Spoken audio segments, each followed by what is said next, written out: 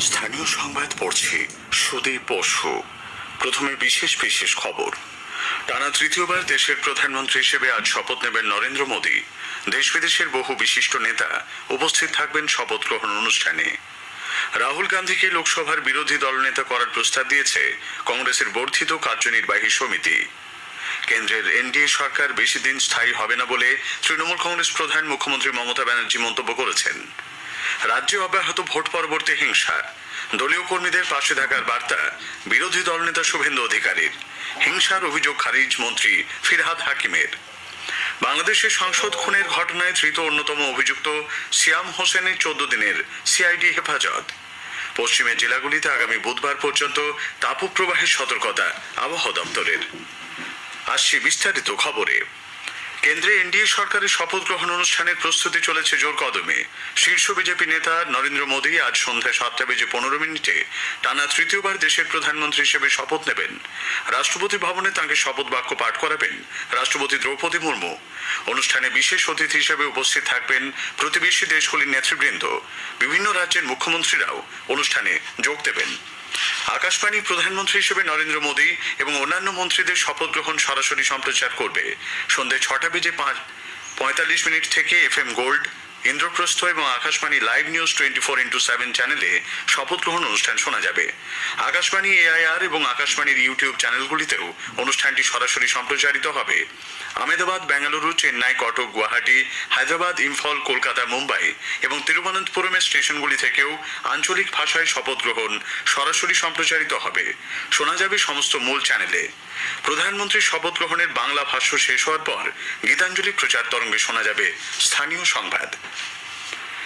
কংগ্রেস নেতা রাহুল গান্ধীকে লোকসভার বিরোধী দল নেতা করার প্রস্তাব গৃহীত হয়েছে কংগ্রেসের বর্ধিত কার্যনির্বাহী সমিতির বৈঠকে। সমিতির সদস্যরা সর্বসম্মতিক্রমে গতকাল রাহুলকে লোকসভার বিরোধী দল নেতা নিয়োগ করার প্রস্তাব দেন। লোকসভা নির্বাচনের সাফল্য ও পরবর্তী পদক্ষেপ পর্যালোচনা করতে গতকাল নতুন দিল্লিতে কার্যনির্বাহী সমিতির বৈঠক বসে। পরে এক সাংবাদিক সম্মেলনে দলের নেতা KC বেণুগোপাল বলেন, CWC unanimously requested Sri Rahul Gandhi ji to take the leader of the opposition position in Lok Sabha. কেন্দ্রে এনডিএ সরকার বেশি দিন স্থায়ী হবে না বলে তৃণমূল কংগ্রেস প্রধান মুখ্যমন্ত্রী মমতা ব্যানার্জি মন্তব্য করেছেন। গতকাল কালীঘাটে দলের জয়ী প্রার্থীদের সঙ্গে বৈঠকের পর সাংবাদিকদের সঙ্গে কথাবার্তায় মমতা বলেন, কেন্দ্রের সরকারের কাছে NRC এবং CAA বাতিলের দাবি জানাবে দল। পাশাপাশি অভিন্ন দেওয়ানি বিধিরও যথাসম্ভব বিরোধিতা করা হবে বলে তিনি জানান। রাজ্যের বকেয়া দাবি দেওয়া নিয়ে নবনির্বাচিত সাংসদদের সরব হওয়ার নির্দেশ দেন তৃণমূল প্রধান। এটা কেউ ভাববেন না ইন্ডিয়া আজকে স্টেপ করেনি বলে কাল করবে না। We are waiting and watching the situation. Country needs change. মোদিকে কেউ চায় না। এত বড় হারের পরেও মোদি বাবুর উচিত ছিল এটা অন্য কাউকে ছেড়ে দেওয়া। আমরা মনে করি NRC নিয়ে আলোচনা চাইবে আমাদের লোকেরা এবং NRC বাতিল করতে হবে। নিউ গভর্নমেন্টের কাছে আমাদের নিউ গভর্নমেন্ট আলটিমেটলি ইন্ডিয়ারই হবে, আর যে কোনো দিন থাকে। এক্সিট পোলের নামে শেয়ার বাজার থেকে কোটি কোটি টাকা কিভাবে উড়ে গেল তা তদন্ত করে দেখা উচিত বলে মুখ্যমন্ত্রী দাবি জানিয়েছেন। কয়েকটি আসনে দলকে জোর করে হারানো হয়েছে বলে অভিযোগ তুললেও বিপুল ভোটে জয়ী করার জন্য রাজ্যবাসীকে ধন্যবাদ জানান মুখ্যমন্ত্রী। গতকালের বৈঠকে ইন্ডি জোট থেকে আগামী দিনে দলের ভূমিকা কি হবে সে বিষয়ে আলোচনা হয়। হেরে যাওয়া আসনগুলি নিয়েও আলোচনা হয়েছে। সংসদীয় দলের চেয়ারপারসন নির্বাচিত হয়েছেন মমতা ব্যানার্জি নিজে। ঠিক হয়েছে আগের মতো সুদীপ বন্দ্যোপাধ্যায় লোকসভায় দলের নেতা থাকবেন। ডেপুটি লিডার হচ্ছেন কাকলি ঘোষ দস্তিদার। কল্যাণ বন্দ্যোপাধ্যায় লোকসভায় দলের মুখ্য সচেতকের দায়িত্বভার পালন করবেন। রাজ্যসভায় দলনেতার দায়িত্বে থাকছেন Derek O'Brien. Deputy leader Sagarika Ghosh এবং মুখ্য সচেতকের দায়িত্বভার পালন করবেন নাদিমুল হক। লোকসভা ভোটের ফলাফল পর্যালোচনায় গতকাল বৈঠকে বসে CPIM রাজ্য সম্পাদক মণ্ডলী। তবে এখনই কোনো দিশানির্দেশ থাকছে না বলে সূত্রের খবর। জানা গেছে জুনের 19-20 তারিখ CPIM এর রাজ্য কমিটির বৈঠক বসবে। ওই বৈঠকের আগে আরও একবার বৈঠক করবে রাজ্য সম্পাদক মণ্ডলী। রাজ্যে ভোট পরবর্তী হিংসা অব্যাহত। বাঁকুড়ার পাত্রসায়ের ও কতুলপুরের পর বিষ্ণুপুর লোকসভা এলাকার শালতোড়ায় এক বিজেপি কর্মীকে দলীয় কার্যালয়ে নিয়ে গিয়ে ব্যাপক মারধরের অভিযোগ উঠেছে শাসক দলের বিরুদ্ধে। অভিযোগ তৃণমূলের শালতোড়া অঞ্চল সভাপতির বিরুদ্ধে। অভিজিৎ পাত্র নামে ওই বিজেপি কর্মীকে বিষ্ণুপুর সুপার স্পেশালিটি হাসপাতালে ভর্তি করা হয়েছে। যদিও বিজেপির আনা অভিযোগ অস্বীকার করেছেন অভিযুক্ত শালতোড়া অঞ্চল সভাপতি সহ বিষ্ণুপুর সাংগঠনিক জেলা তৃণমূল নেতৃত্ব। রাজনৈতিক সন্ত্রাসের অভিযোগ উঠেছে দক্ষিণ দিনাজপুর জেলাতেও। গঙ্গারামপুর থানার নয়াবাজার এলাকায় গতকাল বিজেপি কর্মীদের বাড়ি ও দোকান ভাঙচুর করা হয়, মারধর করা হয় বিজেপি কর্মীদের। অভিযোগ উঠছে তৃণমূল আশ্রিত দুষ্কৃতীদের বিরুদ্ধে।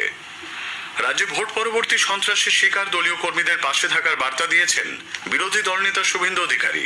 গতকাল ভোটের আগে নন্দীগ্রামে খুন হওয়া বিজেপি সমর্থক রথিবালা আড়ির পরিবারের সঙ্গে সাক্ষাৎ করে ন্যায় বিচারের দাবি জানান তিনি। শুভেন্দুবাবু বলেন, পুলিশের মদতে তৃণমূল কংগ্রেসের দুষ্কৃতীরা সন্ত্রাস চালাচ্ছে। পশ্চিমবঙ্গে তো আগে কর্মীদের পাশে থাকতে হবে। প্রতি মুহূর্তে কর্মীরা আক্রান্ত হচ্ছে। কলকাতা হাউসিং এর সামনে জঞ্জাল ফেলছে, বেছে বেছে কার্যকর্তাদেরকে মারা হচ্ছে, অ্যারেস্ট করা হচ্ছে। গোটা রাজ্যে 10-12 হাজার কর্মী ঘরের বাইরে আছে। গত 3 দিন ধরে লাগাতার সেবা দিয়েছি, প্রচার করার দরকার নেই।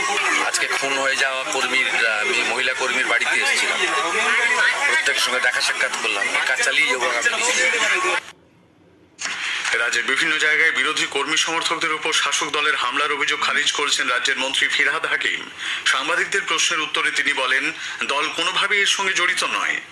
আগের অধীর চৌধুরী এখন নেই। যেদিন থেকে সিপিএম এর হাত ধরেছেন সেদিন থেকে কংগ্রেস কর্মীরা তার পাশে। মমতা ব্যানার্জি মমতা ব্যানার্জির জন্য আজ দাঙ্গা নেই বাংলায়। মমতা ব্যানার্জির সক্রিয় নেতৃত্বের জন্য আজকে দাঙ্গাকারীরা বাংলায় ঢুকতে পারছেন। পেছন দিক দিয়ে অধীরবাবু কখনো তাদের সাথে হাত মেলাচ্ছেন, কখনো সিপিএম এর সাথে হাত মেলাচ্ছেন। দাঙ্গাকে আটকানোর জন্য উনি নিজের প্রাণের সংশয় রেখেছেন। স্থানীয় সংবাদ শুনছেন আকাশবাণী কলকাতা কেন্দ্র থেকে। বাংলাদেশের সাংসদ আনোয়ারুল আজিম খুনের ঘটনায় অন্যতম অভিযুক্ত সিয়াম হোসেনকে নিজেদের হেফাজতে নিয়েছে সিআইডি। নেপাল থেকে গ্রেপ্তারের পর তাকে এ রাজ্যে নিয়ে আসা হয়। গতকাল বারাসাত আদালতে তোলা হলে 14 দিনের সিআইডি হেফাজতের নির্দেশ দেন বিচারক।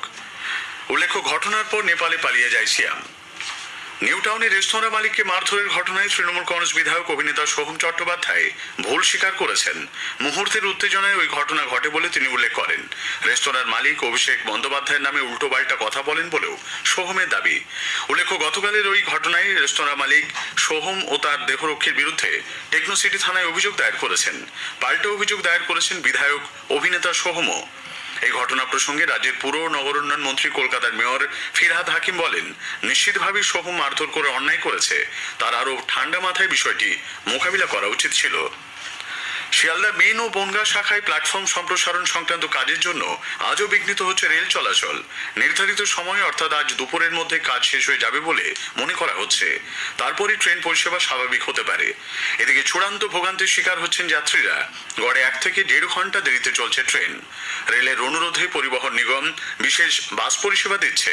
ব্যারাকপুর স্টেশন থেকে টিটাগড়, খড়দা, পানিহাটি, রথতলা হয়ে ডানলপ এবং দমদম সেন্ট্রাল জেল থেকে নাগেরবাজার, শ্যামনগর, লেকটাউন ক্রসিং, পাতিপুকুর হয়ে বেলগাছিয়া মেট্রো স্টেশন পর্যন্ত এই বাস পরিষেবা পাওয়া যাচ্ছে। বাংলাদেশে ঈদ উপলক্ষে নিউ জলপাইগুড়ি ঢাকা নিউ জলপাইগুড়ি মিতালি এক্সপ্রেস বাতিল করে দেওয়া হয়েছে।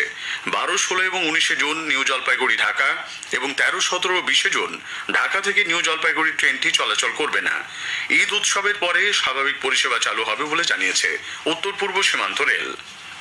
রাজ্য শিশু সুরক্ষা দিবস উপলক্ষে শিশু সুরক্ষা কমিশন এবং মেট্রো রেলে যৌথ উদ্যোগে শিশুদের নিয়ে হুগলি নদীর তলা দিয়ে গতকাল এক জয় রাইডের আয়োজন করা হয়। রাজ্যের বিভিন্ন প্রান্ত থেকে আসা 74টি শিশুকে নিয়ে মেট্রোতে এসপ্ল্যানেড থেকে হাওড়া ময়দান ও একই রুটে ফিরিয়ে আনা হয় বলে মেট্রোর তরফে এক বিবৃতিতে জানানো হয়েছে। রাজ্যের পশ্চিমের জেলাগুলিতে আগামী বুধবার পর্যন্ত তাপপ্রবাহের সতর্কতা জারি করেছে আবহাওয়া দপ্তর। এই অঞ্চলের বেশিরভাগ জেলাতেই তাপমাত্রা 40 ডিগ্রি পেরোতে পারে। কলকাতা সহ দক্ষিণবঙ্গের বীরভূম, মুর্শিদাবাদ, পূর্ব বর্ধমান, 2 মেদিনীপুর, 2 চব্বিশ পরগনায় আগামী বুধবার পর্যন্ত ঘর্মাক্ত ও অস্বস্তিকর পরিস্থিতি থাকার সম্ভাবনা। আবহাওয়া দপ্তরের পূর্বাঞ্চলীয় প্রধান সোমনাথ দত্ত জানালেন, আগামী 10 তারিখেও ঝাড়গ্রাম, পুরুলিয়া, বাঁকুড়া, বর্ধমান, নদিয়া, 2টি